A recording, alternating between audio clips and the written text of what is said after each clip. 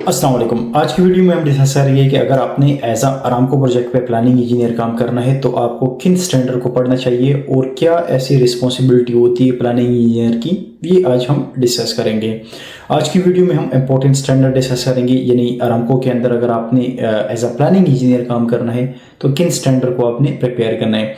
सबसे पहले हमारे पास जो स्टैंडर्ड है वो 331 यानी सऊदी अरामको इंजीनियरिंग प्रोसीजर 331, आप इसको लाजमी स्टडी करें।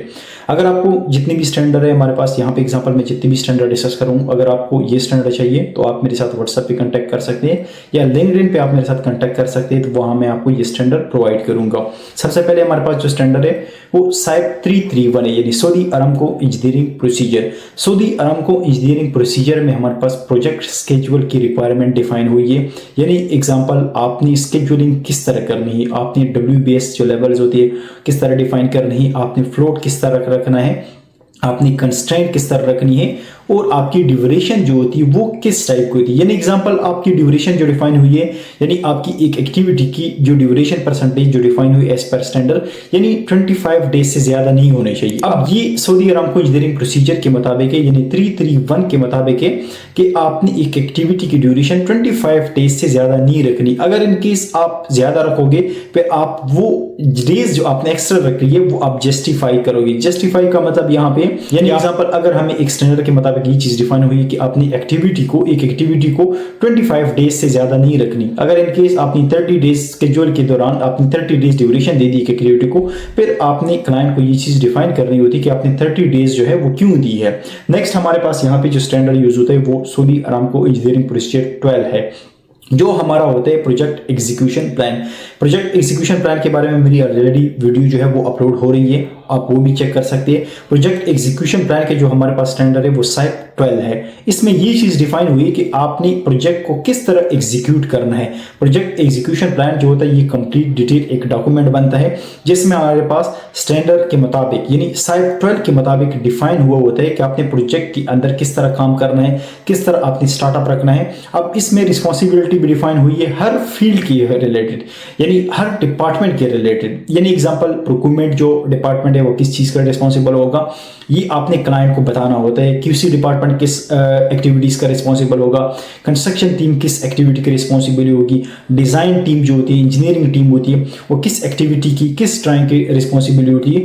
ये हमारे पास होता है प्रोजेक्ट एग्जीक्यूशन प्लान के अंदर। साइप 12 जो इसके अंदर हमारे पास स्टैंडर्ड है, इसमें हम डिटेल से डिस्कस करते हैं, यानी क्लाइंट को हम ये चीज डिफाइन करनी होती है कि हम अपना प्रोजेक्ट इस तरह एग्जीक्यूट करेंगे। सेफ्टी की भी इसमें चीजें आ जाती है, यानी हर एक्टिविटी के अंदर जितनी भी रिस्क होती है वो आपने डिफाइन करनी होती है। नेक्स्ट हमारे पास जो स्टैंडर्ड यूज होता है वो हमारे पास है सऊदी अरामको इंजीनियरिंग प्रोसीजर 14 है, प्रोजेक्ट प्रपोजल।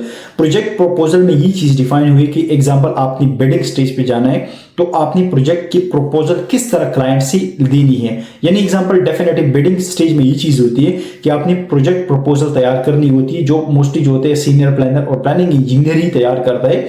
इसमें ये चीज डिफाइन हुई थी कि आपने प्रोजेक्ट को किस तरह बिडिंग स्टेज के अंदर प्रेजेंट करना है। इसमें हमारे पास जितनी भी डिटेल है वो प्रोजेक्ट प्रपोजल के हवाले से साइप 14 हमारे पास है। नेक्स्ट इंपॉर्टेंट स्टैंडर्ड हमारे पास जो है वो साइप 25 है। साइप 25 हमारे पास है एस्टिमेट प्रिपरेशन गाइडलाइन। डेफिनेटली हमारे पास जितनी भी एक्टिविटीज होती है इसकी प्रॉपर एस्टिमेशन होती है। अब उसी एस्टिमेशन बेस पे हमने एक्टिविटी को ड्यूरेशन देनी होती है। ये हमारे पास साइप 25 जो हमारे पास स्टैंडर्ड है इसके मुताबिक होती है। इसके अलावा एज अ प्लानिंग इंजीनियर अगर आपने अरामको के अंदर काम करना होता है तो आपको जो प्राइमरी P6 सॉफ्टवेयर है इसके ऊपर काम करना आना चाहिए। एक्सेल के ऊपर आपकी कम्युनिकेशन स्किल होनी चाहिए, यानी प्रेजेंटेशन जब आपने देनी होती है तो उस दौरान ये चीज़ आपके काम आती है। इसके अलावा आपका प्रोजेक्ट जो होता है अपडेट आपने किस तरह करना होता है, मोस्टली जो हम वीकली वाइज अपडेट करते हैं, आपने किस तरह प्लान और एक्चुअल एक्टिविटीज को ट्रैक करना है। Definitely as a planning engineer का ये काम होता है कि साइट पे जितनी भी एक्टिविटीज होती है वो किस लेवल तक हमारी हो चुकी है, यानी कितना हमने प्लान किया था, कितना हमारा एक्चुअल है, ये वीकली वाइज हम सबमिट करते हैं और क्लाइंट को हम ये बताते हैं कि हमने ये प्लान किया था और ये हमारा एक्चुअल प्रोग्रेस है। अब डेफिनेटली अगर इन केस आपकी कोई एक्टिविटीज लेट हो गई, डिले हो गई, तो आपने ये चीज डिफाइन करनी होती है कि ये डिलेज की वजह क्या बनी। तो ये हमारी रिस्पॉन्सिबिलिटी में आती है। नेक्स्ट इंपॉर्टेंट चीज जो है रिपोर्टिंग। रिपोर्टिंग में आपकी मंथली रिपोर्ट होती है, वीकली रिपोर्ट होती है, डेली रिपोर्ट होती है, आपका रिस्क रजिस्टर होता है। इसके अलावा हमारे पास प्रोजेक्ट एग्जीक्यूशन प्लान सेपरेट भी तैयार होता है, और मैंने ऑलरेडी आप लोगों को बताया इसका हमारे पास जो स्टैंडर्ड है वो साइप 12 है। इसके ऊपर भी ऑलरेडी हमारी वीडियोस अपलोड हो चुकी है, आप वो चेक कर सकते हैं। वहां से आपको कंप्लीट कंटेंट मिल जाएगा कि आपने प्रोजेक्ट एग्जीक्यूशन प्लान को किस तरह तैयार करना है। इसके अलावा हमारे पास जितनी भी लुक अहेड प्लान होते हैं, 2 वीक लुक अहेड प्लान होता है, 3 वीक लुक अहेड प्लान होता है, या 3 मंथ लुक अहेड प्लान होता है, डिफरेंट लुक अहेड प्लान होते हैं, उसको आपने किस तरह तैयार करना है।